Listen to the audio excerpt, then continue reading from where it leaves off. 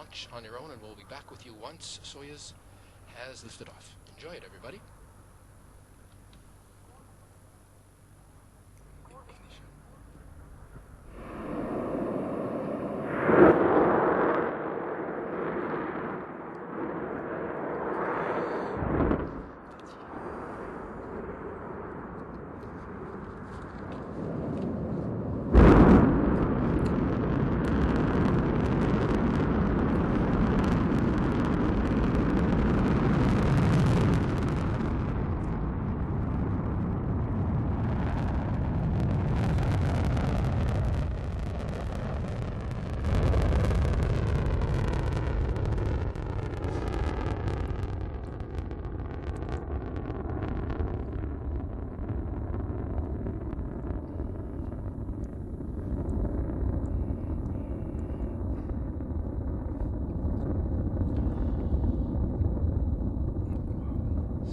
Beautiful shots as Soyuz powering her way up into the night sky above Kazakhstan. A lot of light and a lot of noise. Everything on time and on target, just as it should be. The boosters and the core stage now are burning. The boosters burning each 40, that's 40 tons of fuel. That's liquid oxygen and kerosene, right? Yes, exactly. The boosters burn for 118 seconds and are then discarded. And are they picked up again? Are they ever reused? No. It is finished for them, as for the central core. My friend Jerome has an audio link with Baikonur where he's going to get the confirmations of all the milestones. The first being the booster separation, which should be coming forthwith.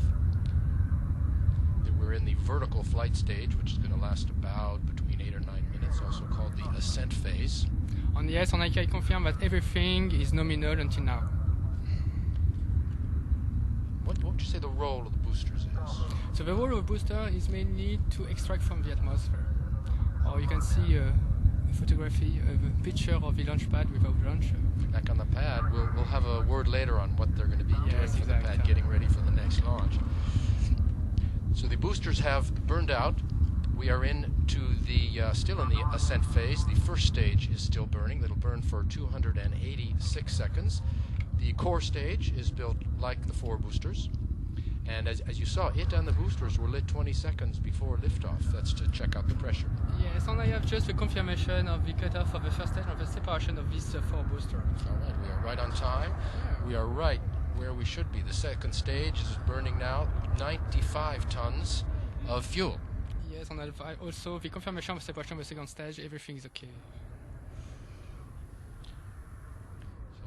So, we are going to cut away for an interview now with Renald Sezenak, who's the chairman of Thales Alenia Space, the builders of Globalstar.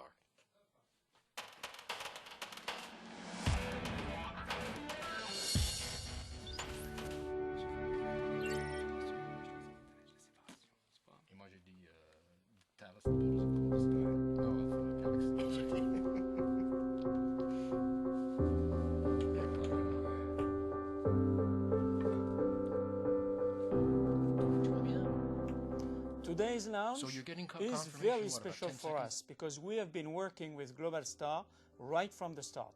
And everyone at Thales Alenia Space feels personally involved in the mission, as we all understand the huge importance of this launch for Globalstar as a constellation and a company.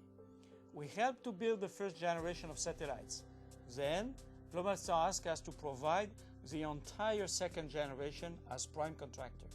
This new constellation of 48 low Earth orbit spacecraft will ensure Globalstar's coverage beyond 2025. Thanks to our state-of-the-art LEO Telecom platform, it will provide high-quality mobile satellite services. So we are delighted to deliver this first batch of 6 satellites. Our team have developed a close relationship throughout this program, and I would like to offer my personal thanks to all those involved. Congratulations to Globalstar and Starsem, and to everyone who has worked so hard to bring us to where we are today. We wish Globalstar and their worldwide customers the very best for today's launch and their businesses. Good luck, everybody.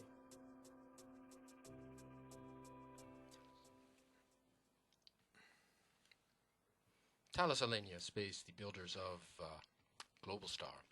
We're in the second stage burn. The second stage is also called the core stage. You can see in the animation up there the first stage being jettisoned.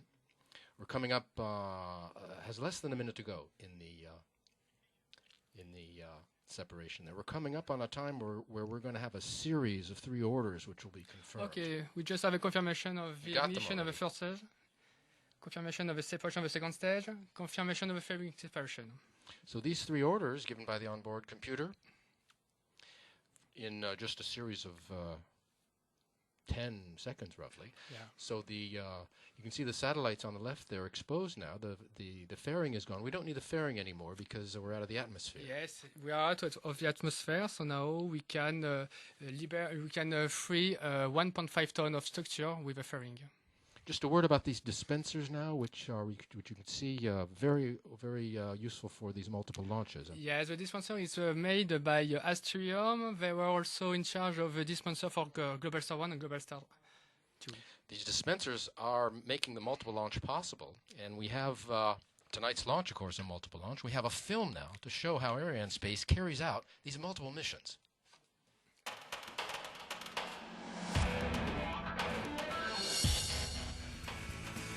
Arianespace and StarSem have played key roles in the development of the Globalstar fleet, using the remarkable and reliable Soyuz launch vehicle.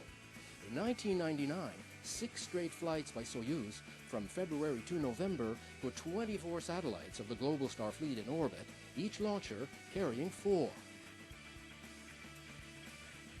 Then, in 2000, StarSem introduced a new frigate upper stage for Soyuz, opening up a full range of missions. Among them, multiple launches like tonight's, or the cluster mission, a series of 4 satellites that were orbited by 2 launchers in July and August that same year. With the 4-ton military satellite, Helios-2A, launched in December of 2004, Ariane 5 orbited 6 auxiliary payloads, Essaim, a cluster of 4 100-kilo satellites, plus the microsats Parasol and Nanosat. The combinations are many, and Arianespace launches are flexible. In February 2009, Ariane 5 launched 2 telecom satellites that together weighed 7 tons with a pair of mini-satellites called Spiral. All this is possible thanks to a series of special payload adapters and dispensers developed by Arianespace. These can be custom-tailored to the needs of each customer's spacecraft. In 2007, StarSem and Arianespace launched 8 new Globalstar satellites from May to October, and Arianespace was chosen to launch another constellation, Galileo. On the Jove missions in 2005 and 2008, Soyuz launched the first 2 of this fleet. With its 2 launchers, Soyuz and Ariane 5, Arianespace can meet the needs of all missions. In 30 years, Arianespace has launched hundreds of double and multiple launches, lifting auxiliary payloads into orbit alongside heavier satellites and becoming the global reference in multiple launches. Jerome is hooked up with Baikonur. What are they telling you? Everything is nominal. Perfect. So we're right where we should be.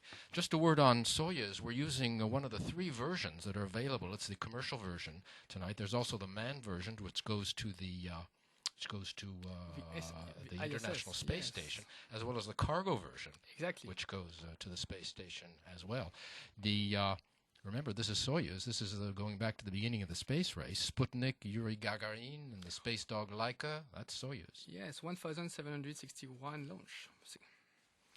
We're just under a minute until the end of the 3rd stage burn, and perhaps we can say the